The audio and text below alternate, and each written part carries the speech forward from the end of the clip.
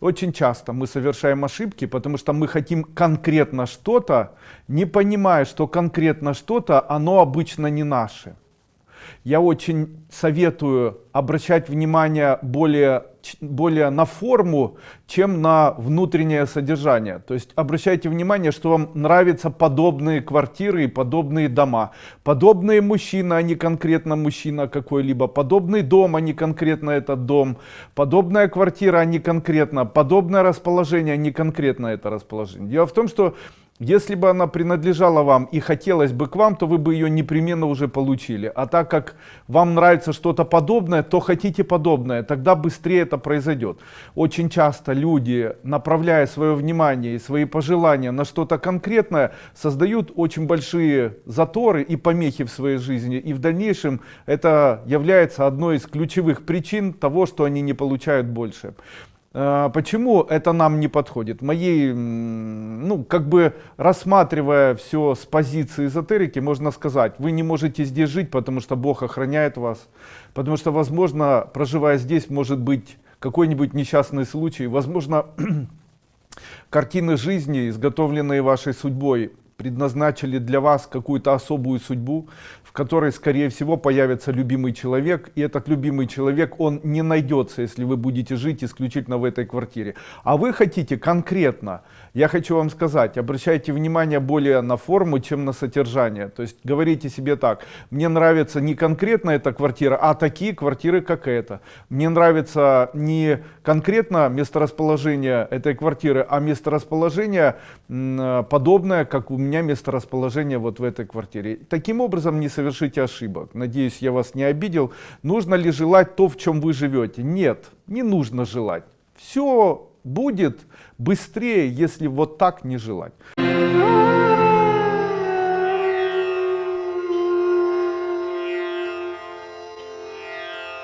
Не нужно искать для себя в своей жизни специально объяснений того, что это не происходит из-за того, что что-то влияет. Это не происходит, потому что есть какое-то влияние. Вы должны знать, что жизнь человека, как вожжи, полностью находится у него в руках. И только 1-5% это могут быть влияния. Именно поэтому иногда люди думают, что влияние это 95% и только 5% в их собственных руках. И это обман. Всегда знайте, что большинство всего в нашей жизни происходящего исключительно связано с нашими желаниями, намерениями, с нашими целеустремлениями.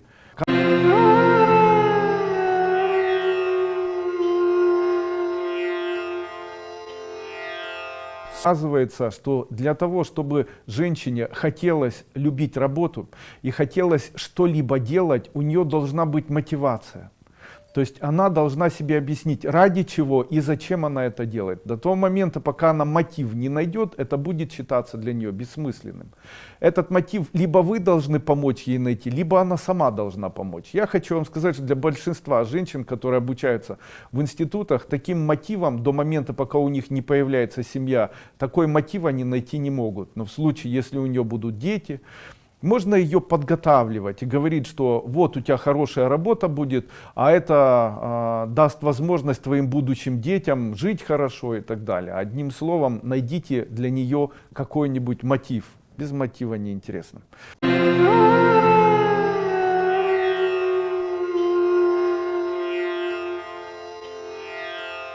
Первое, что необходимо делать, обязательно не воюйте. Обязательно не воюйте с этим человеком. Второе, начните каждый день произносить себе, какой он негодяй, какой он негодяй, какой он негодяй, какой он негодяй. Пусть все знают, какой он негодяй, пусть все знают, какой он негодяй. Тем самым вы фиксируете на этом человеке, и правда будет на вашей стороне. Третье, напишите договор, как я обучаю на 2-й или 3-й ступени. Это договор долга, где ваш муж становится фактически вашим должником, ну и так далее.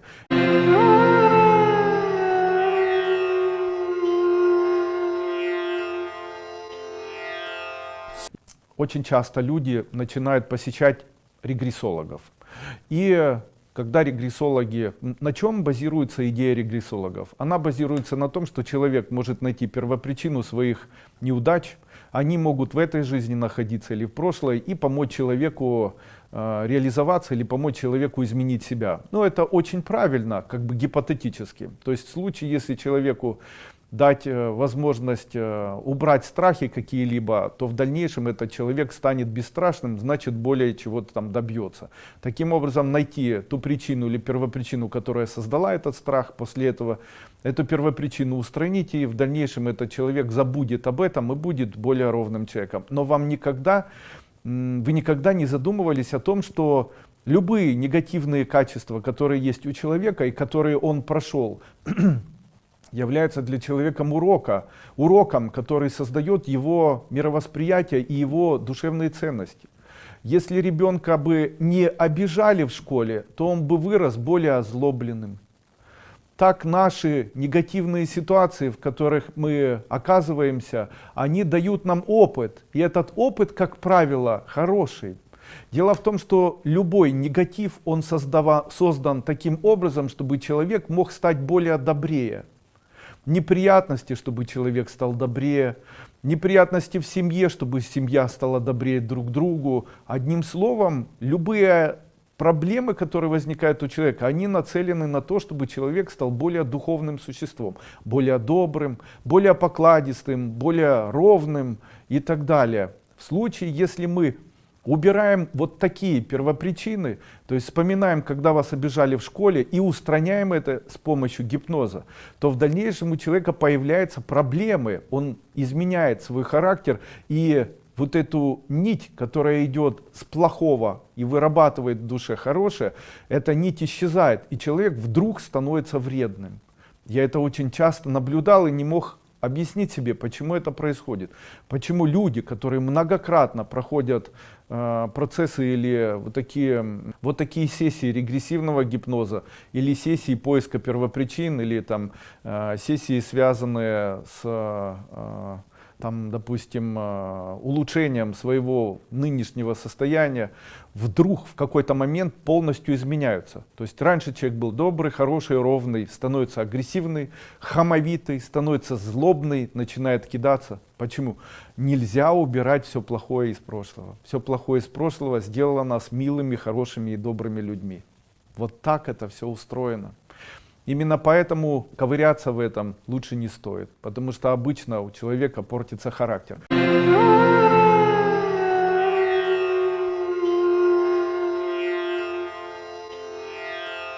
Прошлым жизням. Дело в том, что когда человек возвращается в прошлые жизни, то он возвращается в то место, где он был совершенно старым человеком.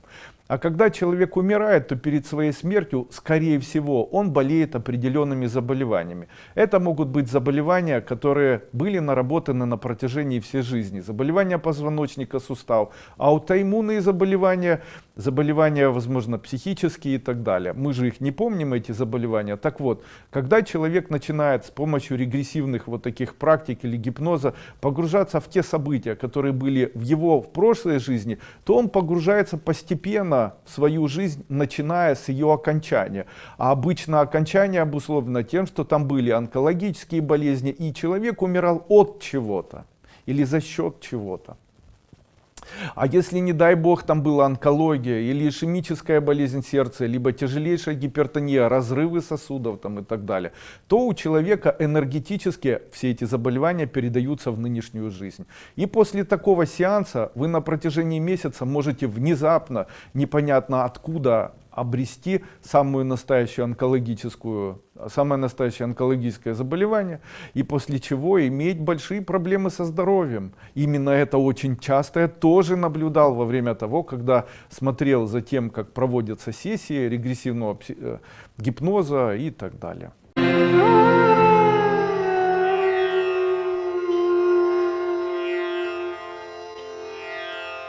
Я всегда говорил, что необходимо делать выводы. Таким образом, в случае, если человек делает вывод, то он должен быть таким. Допустим, ситуация такая.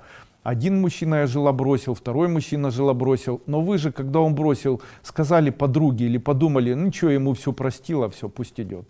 А не надо было прощать. Но когда я говорю не надо прощать, я не имею в виду, что этому человеку можно разрешать второй и третий раз приходить в вашу жизнь. Я говорю, нужно прощать без надежды на возвращение, раз.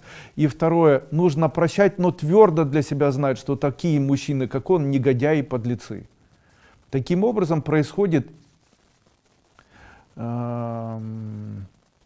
вычленение такого человека в мире, где обычные подлецы, их из-за того, что мы в большинстве своем прошли путь религиозный, и у нас религиозное воспитание, это религиозное воспитание христианское или какое-либо еще, а в каждой религии говорится о прощении, о всепрощающих таких акцентах, то мы обычно не тянем, то есть мы готовы запросто прощать политиков, которые ежегодно обманывают нас, мы готовы прощать мужей и жен, которые нас предают и уходят, прощать тех людей, которые бросают или кидают нас на деньги, не обращая на это внимания. Их нужно прощать, но нужно знать, что ваше ментальное или осознанное восприятие должно все время фиксировать их как подонков и подлецов. То есть нельзя прощать и отпускать. Нужно всегда знать, что там Коля Герасимов был там тем-то, тем-то. Или мой муж был вот таким подонком, сволочью и негодяем. Вы сделали вывод. Теперь я с такими сволочами, негодяями, как мой муж, жить не буду. Все, теперь это не произойдет.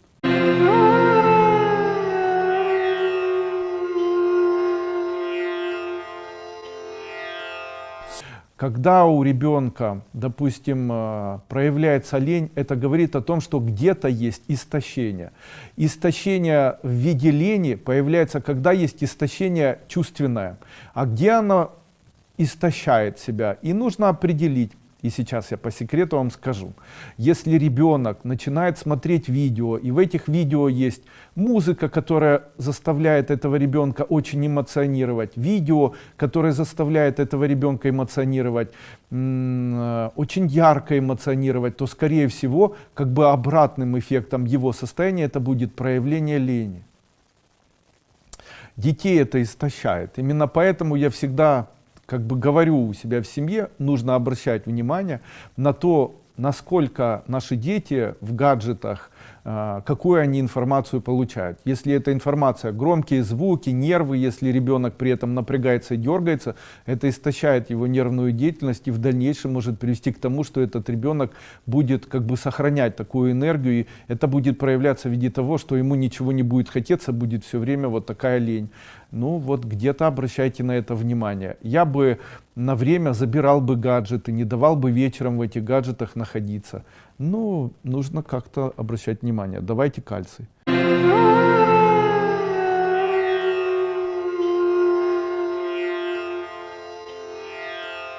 Поэтому, как помочь воинам, хотел бы вам сказать, не нужно лезть к войне. Чем меньше людей обращают внимание на войны, тем быстрее войны заканчиваются. Не нужно следить за информацией по этим войнам, не нужно стараться помогать войнам этим. Это плохо. Умрет много людей, это будет плохо, понимаете? И вы будете частью вот этого насилия. Я человек адвайтичен, нахожусь вне политики. И, как по моему мнению, весь мир, он должен быть без войн.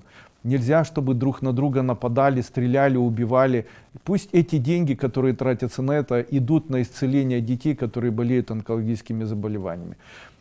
Постоянно в связи с ухудшением экологии, в связи с ухудшением общего уровня жизни у людей в наших странах, постсоветском пространстве появилось огромное количество детей, которые болеют заболеваниями. Какими? Это генетические заболевания, онкологические заболевания, это наркомания детская. Сейчас огромное количество наркоманов находится на территории постсоветского пространства. Почему? Потому что наркотики стали дешевые, потому что это внедряют специально в школу, видимо, ведется какая-то политика, не ведется разъяснительная работа, происходит популяризация наркомании, потому что выходят вот такие песни, как там «Я крокодил, буду крокодить», которые популяризируют наркотик крокодил, от которого дети могут умереть за 1 год, став инвалидами, в лучшем случае, в худшем просто закончить свою жизнь.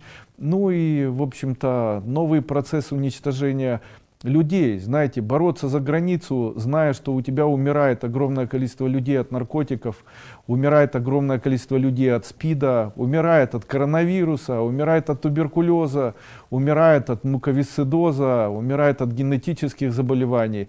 Очень много людей престарелых, которые живут на минимальную заработную плату, и они не могут позволить себе покупать препараты, в итоге умирают от гипертонического заболевания, от инсульта. Медицина стала, в общем-то, ухудшилась, и, в общем, все стало не в лучшую сторону. Денег не хватает у этих пенсионеров, потому что стоимость жилья и стоимость коммунальных услуг, она растет. Это в итоге не хватает на правильное питание, дети не могут помогать, потому что они сами выживают. Ну и, в общем-то, это обнищание приводит к тому, что мы видим уже целые полки или целые огромное количество людей, которые неимущие, которые просто хотят уже есть. И это, конечно, очень не радует, это, конечно, очень печально. Ну и понятно, что те политики, которые занимаются сейчас властью, они не обращают на это никакого внимания, потому что ставят совершенно другие задачи, другие цели. Люди, как доверчивые люди, обычно смотрят на таких политиков и говорят: дадим им еще один шанс. Как вы не можете понять, что нет шансов?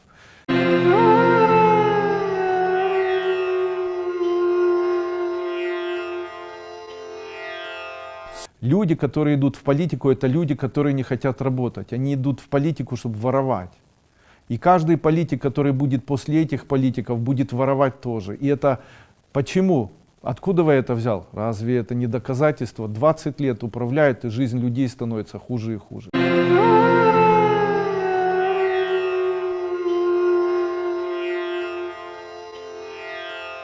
Дело в том, что когда вы, допустим, считаете, что нужно вежливо относиться к какому-либо человеку, то вы в этот момент не можете переключить себя и считаете этого человека частью своей жизни, частью своей семьи.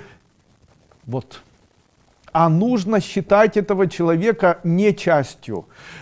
Очень часто человек не может переключиться. Я вам хочу сказать, что когда вы относитесь к другому человеку хорошо, это не значит, что к нему нужно относиться как к мужу, как к ребенку или еще как к кому-либо. Относиться хорошо — это не обмануть человека. Относиться хорошо, он должен, такой человек, всегда чувствовать дистанцию, что вы не родня для этого человека. А мы очень часто начинаем делать так.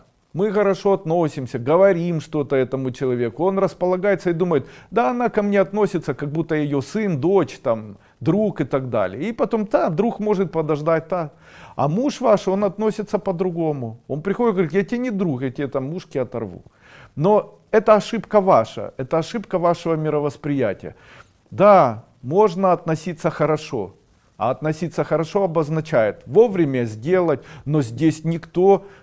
Здесь как бы не нужно убеждать человека. Здесь не нужно относиться, как будто он родня. Не нужно относиться, как будто он самый близкий человек. Он просто работник. Он просто сотрудник, работник или еще кто-либо. А если это сотрудник и работник, нужно так и говорить: вы взяли деньги, когда я это все получу. Или давайте будем тогда подключать там силы какие-то и так далее. Никогда в бизнесе не делайте из тех людей, которые являются вашими партнерами, из тех людей, которые являются вашими, возможно, бизнес-партнерами, поставщиками или наоборот покупателями, не разрешайте этим людям объединяться с вами и иметь какие-то семейные отношения. Они ваши бизнес-партнеры. Никаких семейных отношений. Почему? Потому что когда будут рассчитываться с кем угодно, а вас будут воспринимать: да ничего страшного, он может подождать, это ж наш друг типа. Никакой дружбы. К друзьям относятся хуже, чем к обычным людям.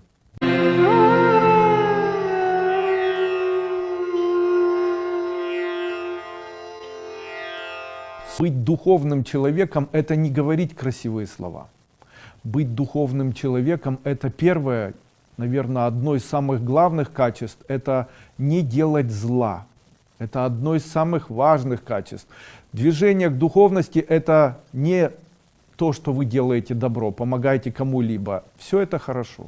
А вот не делать зло — это гораздо важнее, потому что обычно человек считает, что он подарит там или положит какие-то деньги в церковь или кому-то подарит шмотку какую-нибудь, и все, он сделал добро. И теперь он может хамить, теперь он может критиковать, ненавидеть, орать, беситься, строить козни близким. Это вот нормально. То есть самое важное вовремя потом сказать: ой, Господи, прости меня, ну и сделать жизнь окружающих людей невыносимой. Так вот, я хочу вам сказать, что когда вы дарите кому-либо, это не считается. Когда вы помогаете кому-либо, это не очень считается. А вот быть человеком, который, когда хочет нахамить, не нахамит, когда хочет наказать, не накажет, когда хочет разорвать, не разорвет, когда хочет сказать ничего. Итак, первое, находите вот здесь в груди радость. Второе, находите ее и увеличивайте, пусть она в виде тепла будет. Это самая главная практика моей школы. Если человек, слушая музыку приятную, если человек, думая о чем-то приятном, находит здесь радость, он будет обязательно богатым человеком. Второе, не создавайте и не служите злу, не создавайте и контролируйте то, где вы можете обидеть и разрушить другого человека. И третье, элемент верности. Он самый главный. Не предавайте тех людей, которые вас любят. Цените людей за их душу. Цените людей за то, что они добрые и хорошие. Цените близких за то, что они верны. Будьте верными своим детям. Будьте верными своим семьям. Будьте верными своему бизнесу. Будьте верными своим обещаниям. Таким образом, развивайте в себя то, что называется духовность. Все три компонента, они помогают человеку достигнуть состояния, в том числе и высокого материального благосостояния. Для чего человеку даются трудности? Необходимы человеку трудности? Ну давайте рассмотрим и этот вопрос. Если бы в один момент, прямо сегодня, у вас бы решились все абсолютно финансовые вопросы, то есть у вас бы прямо сегодня появилось бы столько денег, что вам уже бы не пришлось работать. И вы бы начали просто отдыхать. То есть вы бы отдыхали дома, за детьми бы, дети ваши были бы обеспечены и так далее. Смогли бы вы жить? Я хочу вам открыть секрет. Если вы до этого так не жили, то вы жить с этим уже не сможете. Почему? Особенности такие есть у человека. Есть люди, которые рождаются трудоголиками, есть люди, которые рождаются бойцами, есть люди, которые хотят побеждать и хотят выигрывать, есть люди, которые хотят бороться и добиваться. Вот такое тоже имеет место быть, и это в большинстве своем. А для того, чтобы жить и радоваться, для этого необходимо, чтобы вы уже в такой семье выросли, где вас этому научили бы. А если у вас на сегодняшний день забрать возможность бороться, забрать возможность работать, то тогда жизнь потеряет смысл. Она потеряет смысл, и не то, что станет скучной, появятся депрессии. И очень часто так появляется, что человек даже объяснить себе не может, откуда появилась такая депрессия. В моей жизни, конкретно у меня такого не было, но были такие знакомые, у которых изменялся материальный доход, и после чего они сталкивались с тем, что появлялись тяжелейшие виды депрессии. Вот смотрите, многие политики уже так много имеют, что им нет необходимости дальше зарабатывать. Но они все время стараются и все время дальше зарабатывают. Зачем им это нужно? Им это нужно, потому что они рождены как люди, которые хотят добиваться. Когда хотят добиваться, хотят власти, хотят управлять, хотят подчинения, хотят что-то. Одним словом, для них важна борьба. Так вот и мы, люди, которые выживают, нам необходима борьба. Если нам дать решение всех вопросов, мы можем погибнуть. Именно поэтому у нас и есть проблемы, с которыми нам приходится все время бороться. Как же это можно отключить? Вера может отключить возможность борьбы. Я об этом тоже часто говорю. Я говорю, верьте, что скоро будет хорошо. Верьте, что борьбу закончить. Когда заканчивается борьба и появляется вера, то к человеку это приходит. До этого момента борьба будет происходить все время.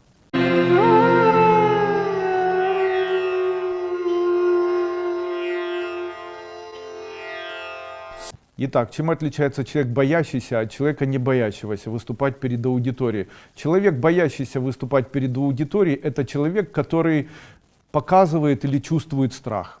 А человек, который не боится выступать перед аудиторией, это человек, который тоже боится, но не показывает страх. Но я хочу вам дать совет. Выступайте как можно чаще.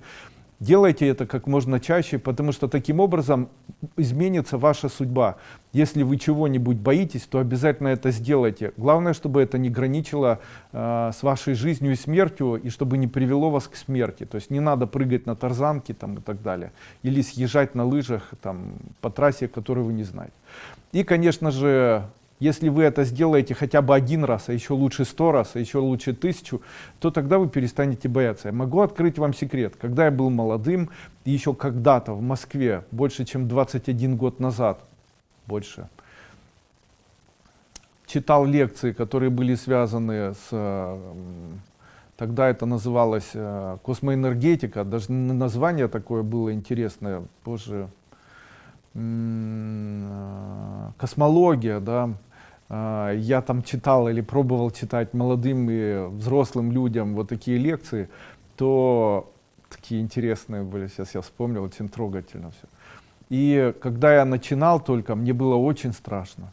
Каждый раз, когда я выходил перед аудиторией, у меня гнулись ноги, я потел, а до этого целых 2 суток страдал, не мог есть. Ком в горле стоял и так далее. И каждый раз это было с потом. Мне казалось, что все на меня смотрят, что я говорю какую-то глупость. Я запинался, не мог предложение сложить. Ну и потом, выступая далее, делая это вновь и вновь, я столкнулся с тем, что это полностью меня отпустило. На сегодняшний день меня не пугает выступление перед аудиторией, но я помню себя, насколько это было сложно, и я вас прекрасно понимаю. Мой совет такой: не боритесь с этим, просто не забывайте часто выступать и часто коммуницировать. Это хороший совет.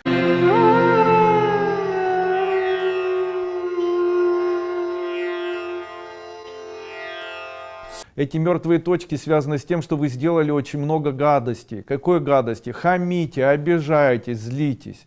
Не работайте над собой. Не ищите в себе состояние доброты, не ищите состояние радости, не увеличивайте состояние радости. Ваша жизнь катится по наклону, о чем я говорю все время, и у вас на 1 шаг вперед идет 5 шагов назад. До того момента, пока вы не поймете, что такое духовность, а об этом неоднократно рассказываю во время своих вебинаров, вы не сможете быть тем человеком, кем хотите быть. Радостным, счастливым, богатым.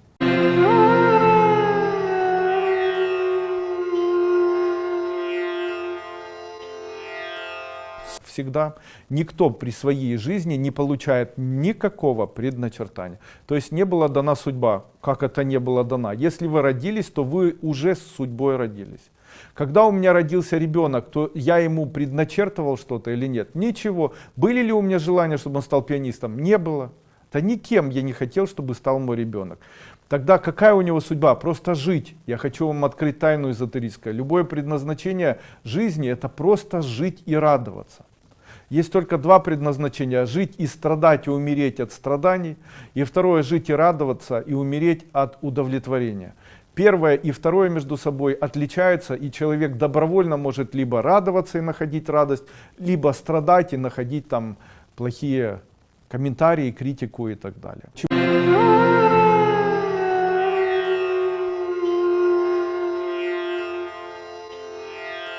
Почему человек плачет? Человек плачет, потому что он жалеет обычно себя, или отождествляясь с тем героем, на которого он смотрит, и ему жалко либо себя, либо кого-то очень родного. А почему вам не хочется плакать, когда вы в жизни должны плакать, когда нужно плакать?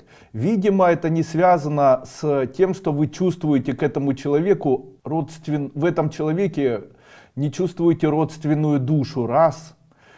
А как почувствовать родственную душу? Родственная душа — это тот человек, который либо делает что-то для вас, либо заботится о вас, либо когда-либо заботился, и вы это знаете, и сейчас хотите заботиться о нем. Именно поэтому очень часто люди, которые просто используют или юзают других людей, Когда у них появляется какая-то проблема, и нам хотелось бы и нужно было бы плакать, то нам плакать совершенно не хочется. Потому что, зная, насколько этот человек эгоистичен, или зная, насколько этот человек амбициозен, и зная, как этот человек никогда ни на что не обращает внимания, нам его не жалко. И мы не хотим себя идентифицировать с этим человеком и становиться частью его жизни. Поэтому...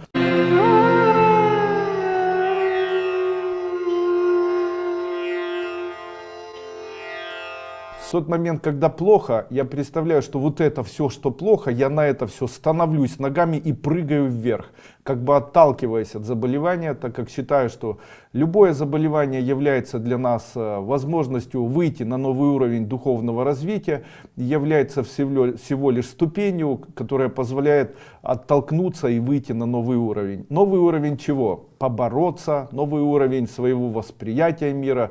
Если заболевание является частью желания каких-то существ или других людей, или социума, или там Бога, я не знаю, кого-либо, заставить нас испытывать боль, то в случае, если мы борцы и боремся за свою судьбу и свою жизнь, то мы должны это воспринимать как ступени, после чего от этого всего отталкиваться, говоря: все, надоело, больше не хочу. И после этого как от ступеньки оттолкнуться вверх.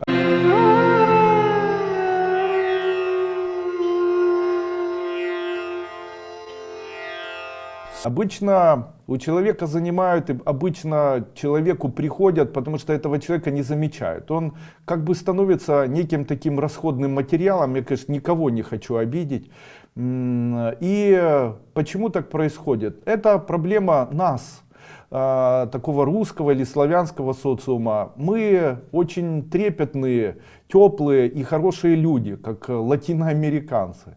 Мы очень хорошо относимся, мы готовы к сотруднику относиться с развернутой душой. Ну, нельзя найти первопричину, возможно, она в чем-то таком особенном кроется, может быть, в нашем христианском воспитании, в этом сознании нашей любви. И, конечно же, когда человек становится вот таким добрым, вот знаете, как в бизнесе, допустим, ты очень хорошо относишься к человеку-строителю, который у тебя строит, помогаешь этому человеку, даешь вовремя деньги, ничем его не обижаешь и считаешь его хорошим человеком. А он сразу же на несколько строительных компаний работает или у некоторых людей делает ремонт. И вот когда доходит до тебя, то он делает как попало. Почему? Потому что ты его друг, а если друг, то подождешь, а если друг, то тебя можно поиметь, а если друг, ты ничего не скажешь. Другу можно даже сказать: да подожди, что ты нервничаешь, и после этого не сделать хорошо. Так происходит очень часто, когда человек с открытой душой, когда человек вот старается быть хорошим человеком для окружающего мира, когда человек тепло относится к окружающему миру, то его перестают замечать как существо. Его начинают замечать, конечно же, с позиции юзания или с позиции вот такого тотального использования, причем понимая, что доброта — это слабость, потому что почему-то это у нас культивируется сейчас, относятся к этому человеку так, как будто его нет, и так, как будто его проблемы никого не касаются. Именно поэтому для такого человека может быть полезным мой совет. Мой совет заключается вот в чем. Начните говорить на все нет. В тот момент, когда вы начнете говорить о том, что вы этого не хотите, что вы не займете, в этот момент, вот запомните, у людей, которые искренне вас используют и искренне рассчитывают на то, чтобы вас использовать, будут расширяться глаза, они будут делать так: что? Что? Почему они будут делать так? Они начнут вас видеть, а вы будете сильными в этот момент. Тогда вы будете значимыми. Тогда у вас и не будут занимать, и не будут над вами вот так издеваться.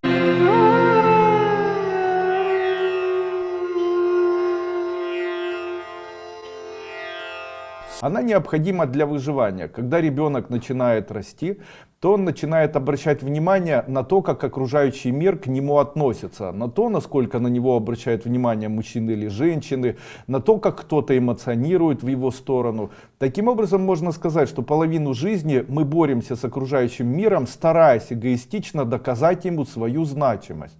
Но после того, когда человек вырос и округлился морально, мысленно, чувственно, накопив огромное количество информации, он должен все-таки, или правильнее вынужден все-таки переключиться на новый этап восприятия мира. Это быть полезным социуму. То есть он должен из ощущения бесконечного сенсорного или внутреннего ощупывания себя и своих эмоций как реакция на внешние раздражители, в момент коммуникации с внешним миром он должен перейти на процесс нигилистического безразличия по отношению ко всем внутренним чувствам и по отношению ко всем внешним эмоциям, которые происходят, с желанием быть полезным тому обществу, которое находится вокруг него. Таким образом, если мы растем и до 40 лет сосредоточены на том, кто как сказал, кто что сделал, что вы чувствуете в себе, то после 40 нужно быть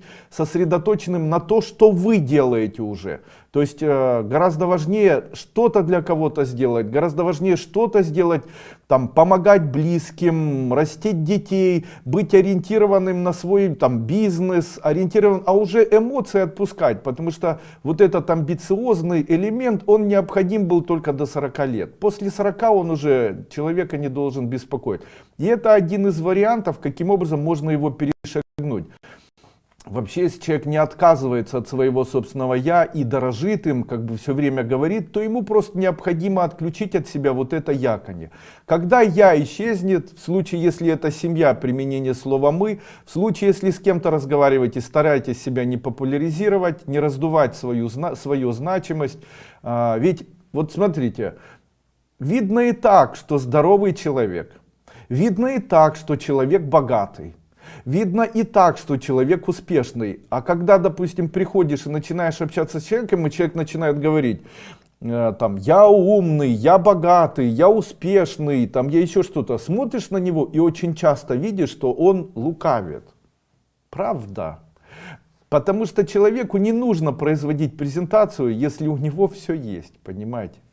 Ведь, собственно, как сказали братья Стругацкие в свое время, деньги-то, собственно, человеку и нужны в большом количестве, чтобы потом не думать о деньгах.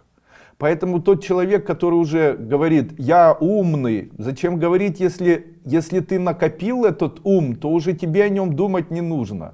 Я богатый, если у тебя хватает, то ты уже думать об этом не будешь.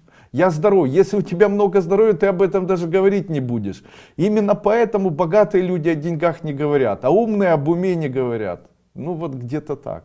А вот эта бесконечная презентация, я имени меня, в честь меня я научу. Недавно я смотрел видео ночью, и там мальчик с очень больными зубами, с желтого цвета, с очень больными глазами почему-то, с очень некрасивым внешним видом таким, в плохой одежде, с некрасивыми ногтями, неухоженный и голодный, с признаками недостаточности витамина В12, начал говорить о том, что он научит людей, как быстро и много зарабатывать деньги. Ну слушайте, ну как же ты можешь кого-то научить? Или это и является принципом, как зарабатывать деньги?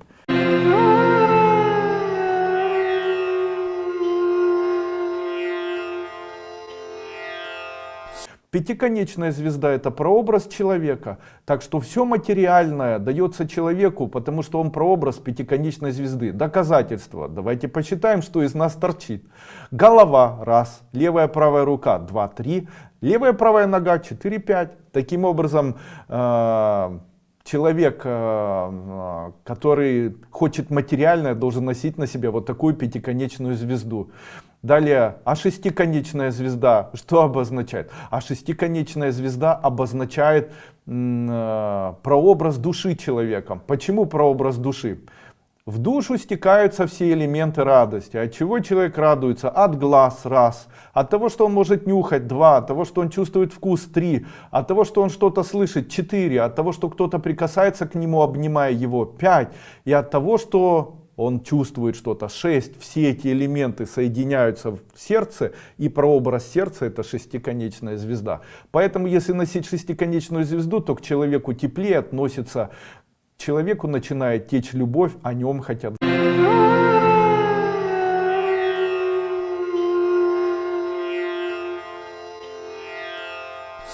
бьют только злую собаку, бьют только негативного кота, бьют существо, которое злое.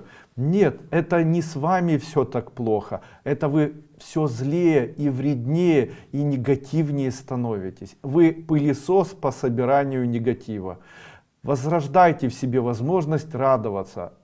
Кого хочется кормить? Плохого котенка, который везде какает мимо и рвет все? Или хорошего, который играется с перышком и гладится и мурчит? Какого хочется? Сделайте вывод, друзья мои.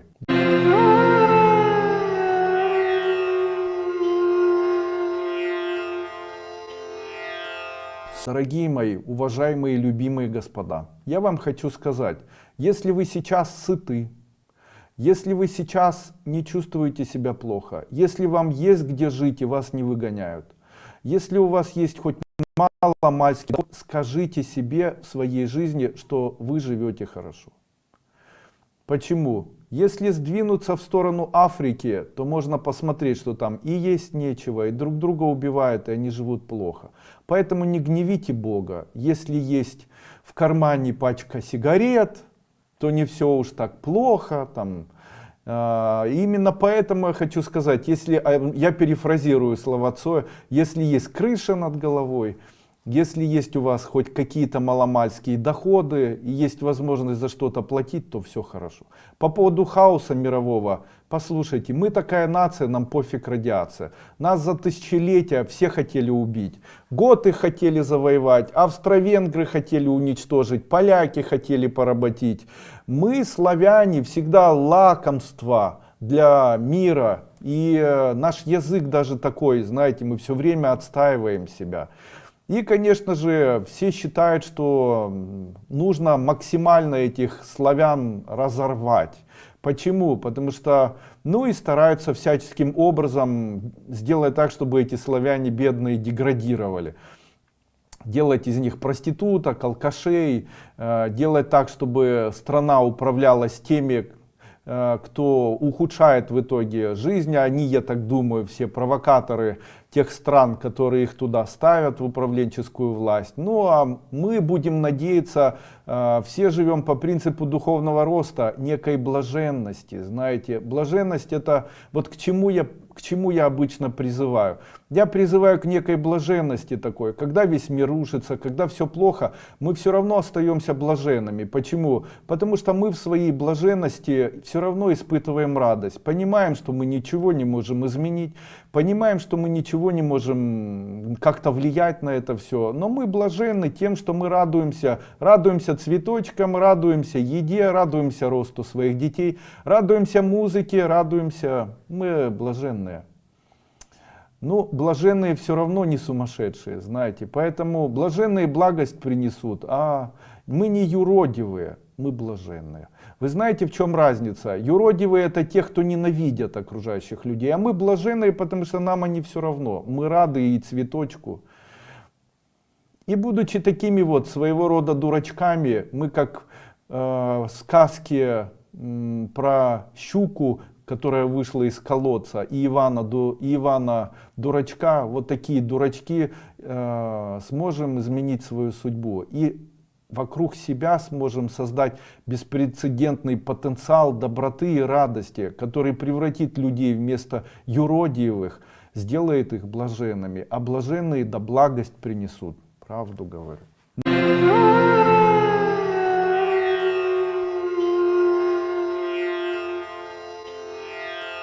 Но есть еще один такой компонент нашей жизни, который называется качество жизни. И вот это качество жизни обычно не учитывается традиционной медициной. Потому что тогда, когда был Советский Союз, или тогда, когда необходимо было сделать человека роботом или шестеренкой в каком-то механизме, то это не было учитано. Главное было, чтобы человек жил, а хорошо ты себя чувствуешь или нет, это никого не беспокоило. Сейчас в перемену в законченном веке индустриализации и в эпоху услуг, в которую мы перешли, очень важно для человека еще и ощущать себя хорошо, как обычно это и происходит. Нам уже недостаточно просто жить, мы хотим еще и хорошо ощущать себя, мы хотим, чтобы у нас было хорошее настроение, хорошее самочувствие, чтобы ноги ходили, чтобы глаза видели. Мы не хотим жить так, чтобы у нас было только там станок и дом и станок. Мы хотим, чтобы у нас были еще и мозги, чтобы были у нас чувства и так далее. И обычно наша медицина это не рассматривает как проблемы. А мы хотим чувствовать себя хорошо. И в этом нам помогают биологически активные добавки. Именно поэтому я хочу сказать, что не нужно это заплевывать, нужно делать как в Японии. Где самая большая продолжительность жизни? В Японии. А почему самая большая продолжительность? Потому что у них есть супермаркеты БАДов по 10 этажей.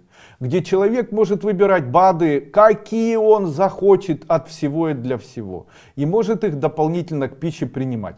Тогда почему человек не может их поесть? Ну, в Японии, допустим, продается БАД такой, который делается из червячка, допустим, там, калифорнийского. А вы что, готовы съесть калифорнийского червя? Я лично нет, А зато вещество, которое в нем есть, оно очень полезно человеку. И нужно было бы это наоборот, не заплевывать, а рассматривать. Я вообще за сублимацию всех идей, которые есть в медицине. Я за то, чтобы обучать настоящего медика, хотя это невозможно, я понимаю, обучать его и физиологию вместе с рефлексотерапией, изучать там меридианы совместно с патологоанатомией, объединить эти науки между собой. А когда объединятся эти науки, то они могут больше сделать.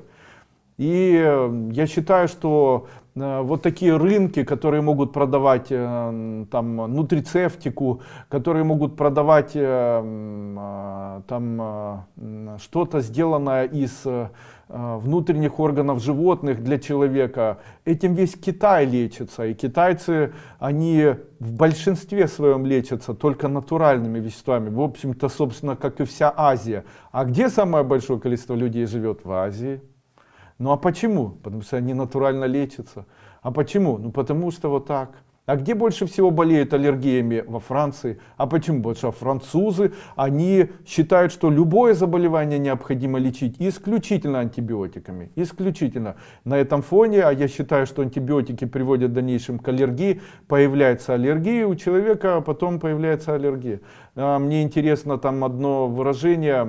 Один из ученых написал, что в Африке не болеют аллергии, видимо, потому что они грязнули. Так вот, он не прав. В Африке очень дорого стоят антибиотики, поэтому если они болеют чем-то, то они лечатся чем-то натуральным, так как денег нет покупать антибиотики. Именно поэтому они не болеют аллергией. То есть не там он нашел первопричину. Ладно, не туда ушли.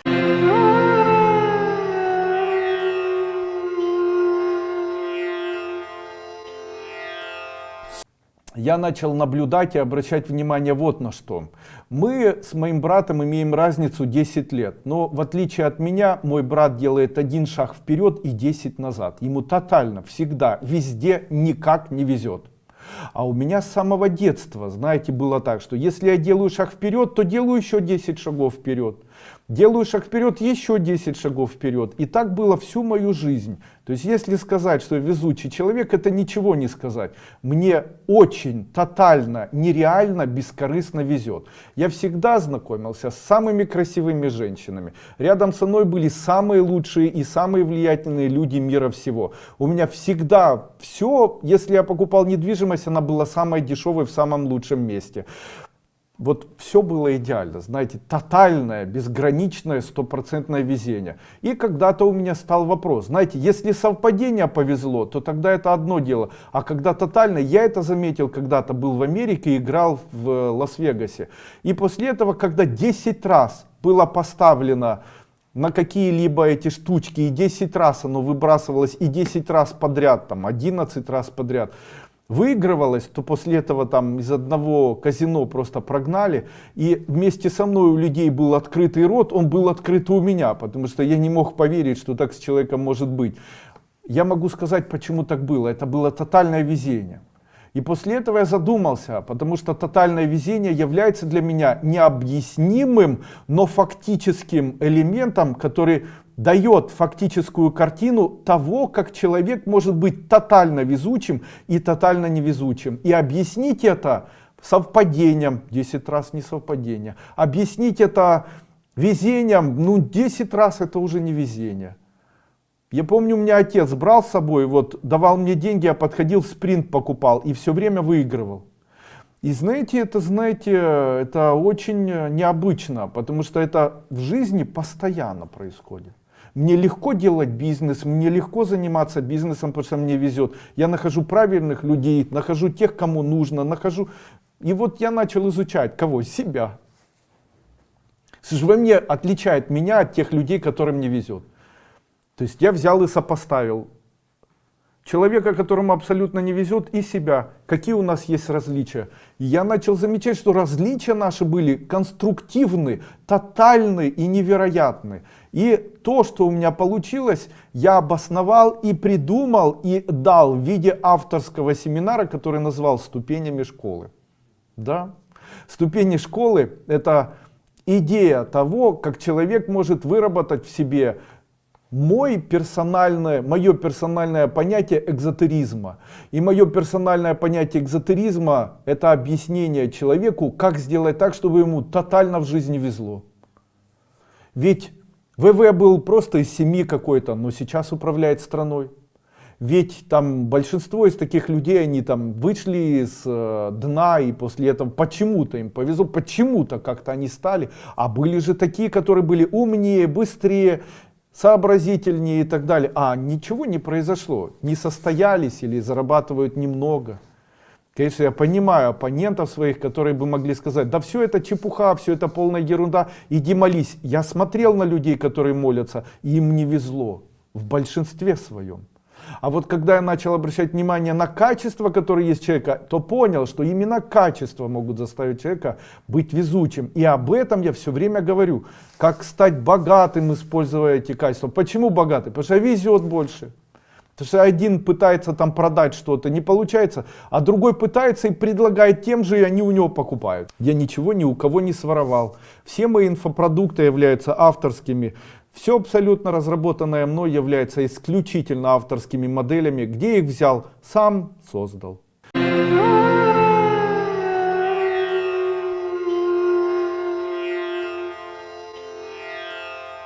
Знаете, восхищайтесь мужем, гладьте мужа, обожайте мужа, говорите: как скажешь, любимый, там, да, любимый. Будьте для него человеком, который является его поддержкой. Даже если он обещает, то все равно говорите.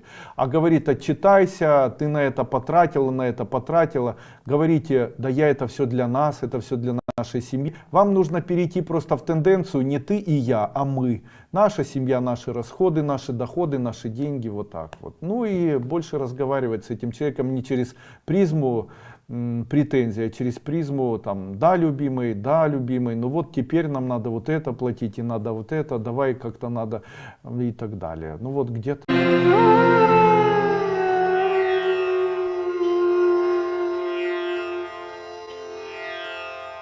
Для того, чтобы вы никогда не впадали в отчаяние, найдите, для чего вам жить. Найдите в себе желание что-то делать для детей, для страны, для, я не знаю, для кого-нибудь. Выберите или для чего-нибудь, чтобы там создать себя, или прославиться, или создать какое-то там событие, или, я не знаю, в общем, найдите для себя какую-то мета, вот такую глобальную задачу, пусть она вас вдохновляет. Вот когда вас начнет вдохновлять что-то, это отчаяние исчезнет. Так, когда у человека появляется мета-задача, и он мечтает об этой мета-задаче, она его вдохновляет, эта мета-задача, такая мета-цель или мета-задача, ради нее можно жить. И когда впадает человек в отчаяние, он может себе сказать: я живу только для своих детей, или я живу для того, чтобы изменить людей в мире этом, или я живу еще для чего-то. Вот каждого человека должна вдохновить его персональная мета-задача. Именно поэтому очень часто религиозные направления, они могут помочь человеку, чем очень много людей со временем впадают в отчаяние, потому что вначале они живут для детей, а созрев или став взрослыми людьми, они теряют такую надежду жить для детей, а научиться жить для себя, такой мотивации в них не заложено. Вообще хочу вам открыть секрет.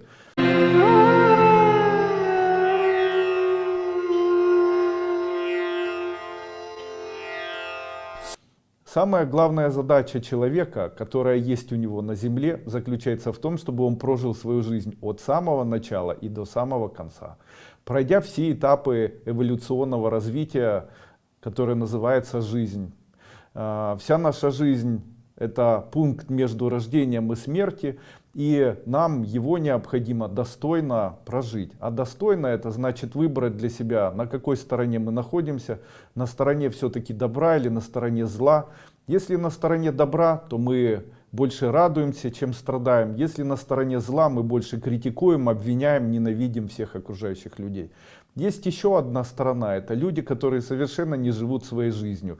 То есть они не могут расслабиться, они не могут как бы принять себя, и всю свою жизнь они начинают жить, повторяя то, как живут другие люди. То есть все люди едут загорать там, за границу, они хотят ехать.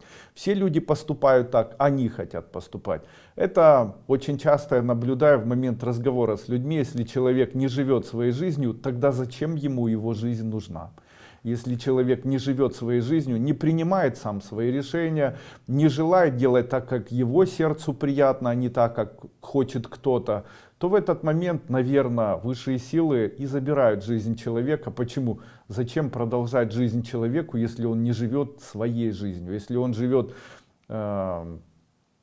повторяя идеи других людей, повторяя желания других людей, следуя желаниям других людей, создавая условия жизни для других людей. Там кто-то написал мне сегодня в YouTube: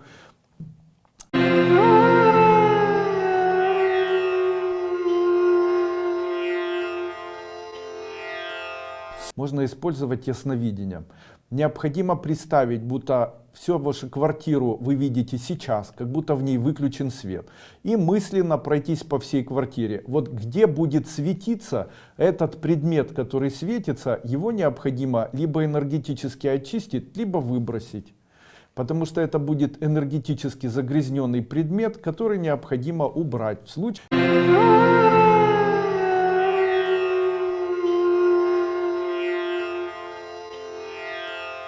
Видите, я могу ответить. Дело в том, что вы даже задавая вопрос, не имеете конкретики. То есть вы мне пишете: у меня ничего не получается. Ничего не получается в чем? То есть у вас не получается готовить, или у вас портится белье, или у вас в чем не получается? Не получается зарабатывать, не получается чувствовать счастье. Какой вопрос? То есть это говорит о чем? Это говорит о том, что вы не сосредоточены. И вам необходима эзотерика для того, чтобы начать сосредотачиваться. У многих людей в голове хаос. Он и в сердце, и в голове. Они не знают, ничего хотят, ни к чему стремиться, ни что будет завтра. А что будет завтра, может создать вера. Говорить себе: скоро будет лучше. А как из хаоса что-то извлечь можно? Никак. Если в хаосе много энергии, а вы являетесь источником хаоса. А что может привести к тому, чтобы у человека хаос закончился? Необходимо успокоить энергию. Правда, если энергии много, ее необходимо успокоить. Как? Вы после просыпания не вставайте, а лежите еще час с закрытыми глазами, не шевелясь. Не хватайтесь за телефон. Пусть ваше сознание и ваши чувства успокоятся. Не надо никакие медитации там сидячие. Делайте медитацию после сна. Она очень простая. Ложитесь в любую позу, шавасану, или там лежа на боку, я не знаю, там как хотите. И не старайтесь быстро думать о чем-то. Не вскакивайте сразу. Это ваше культовое духовное время. Полежите. Ничего не говорите, почешитесь, расслабьтесь. Пусть вас ничего не беспокоит. Не включайте сразу автоматную очередь своих мозгов. Пусть скажет: мне приятно, еще полежу, ням-ням-ням, чур-чур-чур.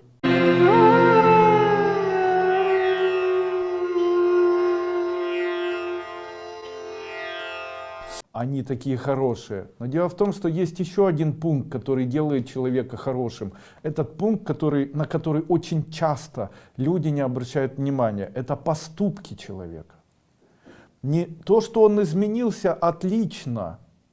Нужно теперь изменить поступки. Если поступки будут хорошими, значит человек изменился. Я знаю миллионы людей, которые каются там, мы грешные, прости Господи, приходят домой и говорят: ты падла, чтоб ты сдохла, я тебя ненавижу, и там, чтоб ты подавился вообще, я тебя всю жизнь растила, теперь ты не должен или должен, я тут за вас молюсь целый день, а вы вот такие сволочи и так далее.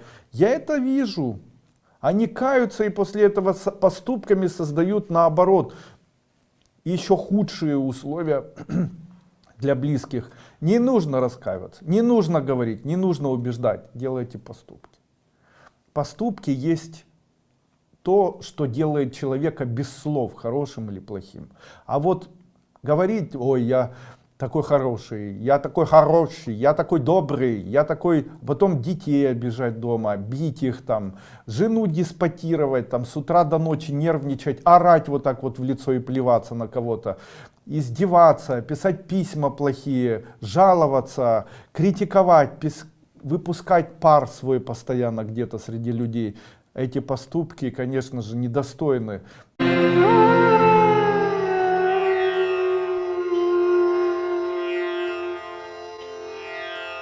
Мне нравятся очень верующие люди. Очень часто даже, смотрите, верующие люди, допустим, какой-нибудь религии, там у них сказано о том, что верующий человек — это человек, который должен быть примером. Верующий человек — это тот, который не будет критиковать, не будет обижать и не будет ненавидеть. Даже на боль любую будет реагировать с позиции адвайты. То есть если ударили в одну, подставь другую. И так далее, знаете. То есть кем был Иисус Христос, допустим? Иисус Христос был проявлением абсолютной доброты и добродетели к людям, абсолютного самопожертвования. О каком самопожертвовании могут говорить руководители религиозных христианских течений, которые, выступая, говорят о ненависти, о том, что необходимо необходимо ругают людей, о том, что нетерпимость проявляют свою. Ну, что это такое?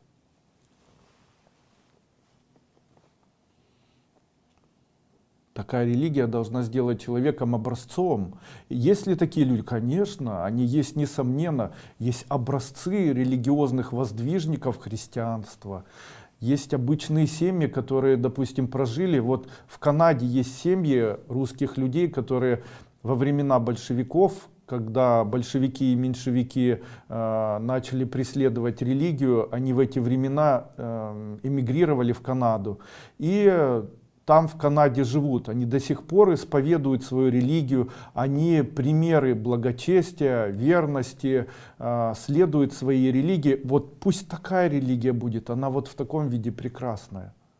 Она в таком виде идеальная и прекрасная. Там видно радость, видно уважение, видно любовь, видно желание человека для многих что-либо создавать. Это прекрасно. Я видел таких людей в Египте. Это люди, которые исповедуют ислам, и которые в Турции видел таких людей, которые исповедуют ислам, и которые просто показатели благочестия. То есть они накормят людей, они помогают людям, они содержат там детские дома, они помогают там покупать препараты в больнице, они помогают и дают даже больше, если у кого-то там в семье или у кого-то там плохо, это директора или владельцы заводов. Хорошие люди.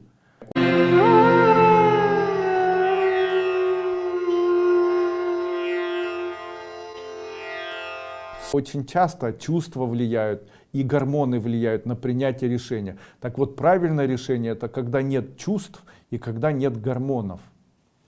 Поэтому после постели, любит он меня или нет, не можете не отвечать. Или после того, когда он говорит: я тебя обожаю, займи мне денег, я могу вам гарантировать, что вы займете. Если мужчина переспал с женщиной, после этого гладил ее целую ночь, а утром сказал: ты моя любовь, и после этого она говорит: ой, у меня есть небольшие сбережения, $7000, он ей говорит: ой, ты такая хорошая, слушай, у меня тут такая идея есть, займи мне быстренько на 1 месяц $3000. И вот она ему занимает деньги, а он через месяц ей не отдает. И с ней не встречается. Она говорит, ну, Коля, аж когда ж ты мне отдашь? Пусть меня все Коля извинят. Или там, Костя, когда ж ты мне отдашь деньги? А он не берет трубку. Это печально, конечно, выглядит все.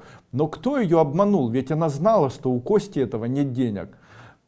Ее обманула морковка и его теплые слова. Они растопили сердце. И вот чувства возникшие, нужно там, кто нас воспитал так? Книжки, знаете. Книжки нас так воспитали, и это неплохо, пусть так будет. Который говорит, главное прислушиваться к своему сердцу. Сердце больше всех обманывает. Уже знаете, как МММ обманула всех. Причем там нужно было слушать свое сердце. Нужно прислушаться к интуиции, к своему сердцу. Нет, надо прислушаться к здравому рассудку. И к маме. Почему? С мамой не спали. Маме никто хорошие слова не говорил. Поэтому если мама рядом находится с вами, то ей надо сказать, Костя хочет деньги занять. Мама, можно? Она скажет, что с ума сошла, что ли? И скажет, Костя, больше к нам не приходи. Ты смотри, какой конь. Еще не успел предложение сделать, уже деньги выкачивает. Альфансяка. Для чего я сделал препараты Мумиё? Ведь Мумиё можно запросто приобрести и купить в аптеках. А вы знаете, часто назначая препараты Мумиё, я столкнулся вот с чем. Первое. Мумиё продается в форме, при которой необходимо дозировку каким-то образом выбирать. То есть это отрезать, отщипывать. Кто-нибудь пробовал на вкус Мумиё? Это невозможно съесть. Это настолько невкусная и неприятная субстанция. Еще второе. Когда я начал искать Мумиё здесь на территории своей страны, я начал сталкиваться с тем, что очень часто под Мумиё продают все что угодно. То есть это битум, это какая-то, не знаю, там жженая, я даже не знаю, что они туда добавляют. При этом независимо от того, в аптеке ты купил или не в аптеке, то, что дают, совсем не похоже на Мумиё. Вы знаете, мы даже попробовали взять Мумиё, которое продается в определенных там капсулах, выдавливается, и после этого оно тоже такое тягучее. И когда начал я это Мумиё проверять и начали проводить исследования, оказалось, что в Мумиё есть даже канцелярский клей. Скажите, разве можно выпускать Мумиё, добавляя в эту субстанцию непонятного происхождения канцелярский клей? Сейчас я уже знаю, что такое Мумиё. Спасибо за это Анне и ее мужу Гребенщиковых, которые помогли мне приобрести в высокогорной местности Киргизии, в Кыргызстане, великолепное Мумиё. И, конечно же, сегодня я расскажу, как принимать, для чего принимать, что это такое. Я решил сделать Мумиё, чтобы это Мумиё было гранулированное. Каким образом? Это шарики. Каждый шарик имеет вот такой вот маленький размер. Не очень сильно пахнет, как обычное Мумиё. Оно не слипается. Все шарики имеют одинаковую форму. Похожи на грузило для рыбалки, вот, которое одевает рыбак. Принять его не представляет никакой сложности. И в каждой из вот таких вот болюсов, я их назвал болюсами, 0,1 миллиграмма этого Мумиё. Не 0,1 миллиграмма, а 10 миллиграммов этого Мумиё. Обычно это достаточная доза для одного принятия. Ну вот, допустим, я бы хотел, чтобы дети с эпилепсией, вегетосудистой дистонией, вот, дерганием лица, там, невралгией, дистониями, после ДЦП, при там параличах всевозможных, при менингитах дети принимали Мумиё. Но скажите мне, вот в том виде, как рекомендуют, растворить в воде, добавить мед или растворить в молоке, я хочу вам сказать, если вы Мумиё растворите в воде, то ребенка не заставите выпить. Потому что это самое ужасное лекарство, которое вообще можно когда-либо, ну или как-либо придумать. Выбирая мумиё, я выбирал из огромного количества предоставленного мне мумиё. Алтайское мумиё, киргизское мумиё, туркменское мумиё, из Узбекистана мумиё. Хочу вам сказать, что по моему мнению, и даже из Японии, и из Абхазии, я хочу вам сказать, что я выбрал все-таки киргизское. Почему я решил, что киргизское лучше? Проверяя количество микроэлементов, оказалось, что огромное количество микроэлементов, огромное количество органических соединений, огромное количество сапонинов, огромное количество ароматических масел и даже бензолов, которые достоверно улучшают состояние человека, я нашел только в киргизском мумиё. При этом не бешеный запах, при этом полностью очищено. И дополнительное очищение и фильтрацию оно прошло в моей компании, и после чего я сделал вот такие шарики, болюсы.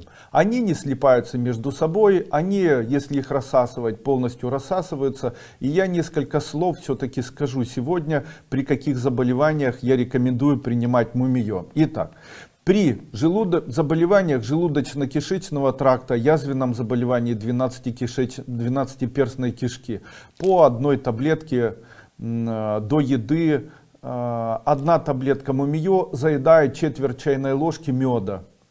Далее, восстановление ослабленных органов. То есть вы сейчас прошли курс, кто-то из вас переболел ковид-вирусом, и сейчас у вас произошло ослабление органов. И я когда-то говорил, что человеку необходима реабилитация после того, когда он переболел каким-либо инфекционным заболеванием. Этой реабилитацией может быть мумиё. Во-первых, оно восстанавливает работу органов, устраняет болевой синдром, улучшает энергию, ощущение холода в теле исчезает. Дальше, я считаю, что мумиё является фактическим эликсиром молодости. Если взять таблетку мумиё и ее размочить с водой или с молоком, еще лучше, ну или со слюной, что еще лучше, или с белком куриного яйца, и нанести на абсцесс, который иногда может появляться, то это одно из лучших лекарств при лечении абсцесса. Считаю, что мумиё можно назначать детям и взрослым при аллергии. Можно назначать при отеке квинки. Очень часто человек не может назначить, при отеке квинки нельзя принимать БАДов никаких. И, конечно же, может помочь самое обычное мумиё, одно из самых лучших средств, и рецепт проверенный.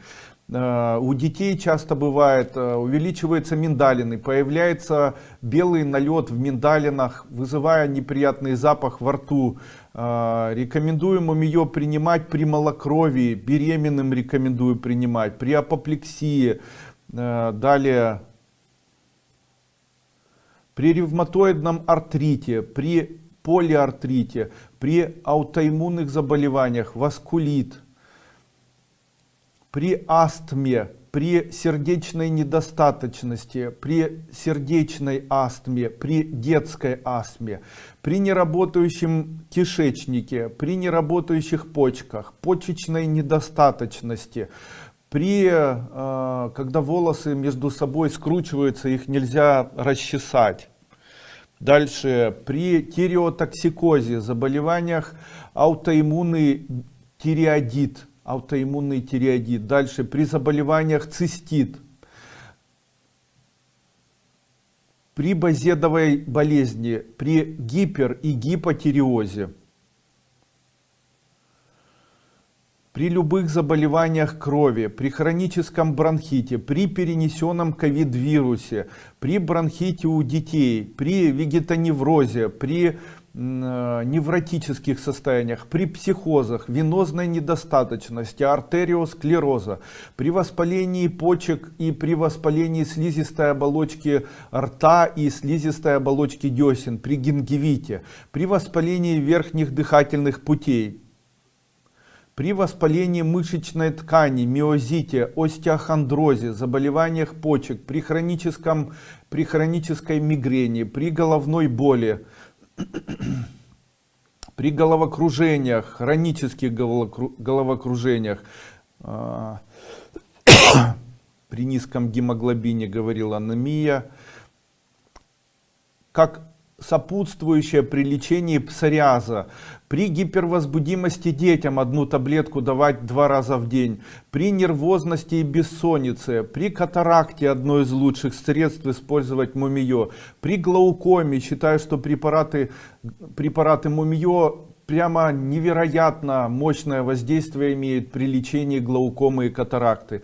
При глиоме, нейробластоме, при глухоте, при заболеваниях воспалительных процессов ран каких-нибудь открытых, гниения ран, при тромбофлебите, варикозном расширении вен, при грибковых заболеваниях кожах, микозов, при отрубевидном лишае можно разжевать, наложить и выпить одну таблетку вниз, при грибковых заболеваниях стопы, при грибковых заболеваниях ногтей. При грибковых заболеваниях половых органов можно 1 болюс растворить в воде, он легко растворяется, провести спринцевание. При гриппе первое средство, при опухолях молочной железы, при нейродермите, детских диатезах, экземах, при депрессии, при кровотечении десен, при сахарном диабете 1 и 2 типа. Одним словом, препарат от всех заболеваний. Конечно же, почему люди его не принимают? Дело в том, что, еще раз хочу сказать, принимать его невозможно, оно очень неприятное. Обычно советуют еще рассасывать. Так вот, мой препарат сделан так, чтобы его не нужно было рассасывать. Для того, чтобы почувствовать, я вам обещаю, выпив вот такую 1 баночку мумиё, вы на протяжении года больше не заболеете никаким вирусным заболеванием. Также такие заболевания, которые у вас имеют хроническую форму, боязнь холода, холодовая аллергия, остеохондрозы всевозможных форм, какие-нибудь заболевания, там пониженный иммунитет, иммунная депрессия или иммунный дефицит. Рекомендую всем и каждому принимать по 1 таблетке. 1 месяц принимаете, можно несколько месяцев не принимать. В начальных стадиях любых опухолей, опухоль груди, опухоль щитовидной железы, миомы матки, рекомендую во всех случаях применять мумиё. Мумиё — это вещество, которое лечит 143 заболевания. Конечно же, рассказывать об этом препарате можно бесконечно долго, но самое важное — это качество данного препарата. Так вот, качество данного препарата я гарантирую, выпуская его в компании «Тибетская формула». Доктор Мумиё, болюсы от компании «Тибетская формула».